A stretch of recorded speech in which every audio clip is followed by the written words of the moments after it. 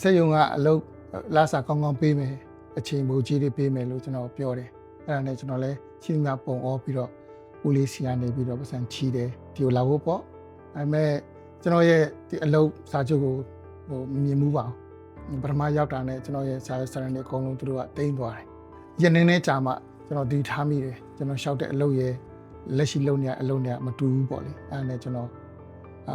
အလုပ်ထွက်မယ်ပေါ့အဲ့လိုပြောတဲ့ခါကျတော့သူတို့ကကျွန်တော်ပတ်စံတွေအကုန်လုံးပြန်ပေးရမယ်ဝင်ပေးရင်နာမည်ပြစင်းတွေကို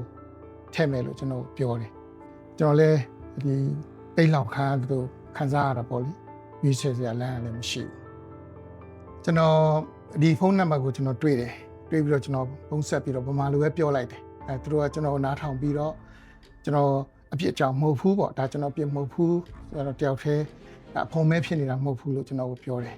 အလုပ်သမားတိုင်းဟာဘေးကနေကင်းရှင်းပြီးတော့လုံခြုံတဲ့အလုပ်ပတ်ဝန်းကျင်နဲ့ထိုက်တန်ပါတယ်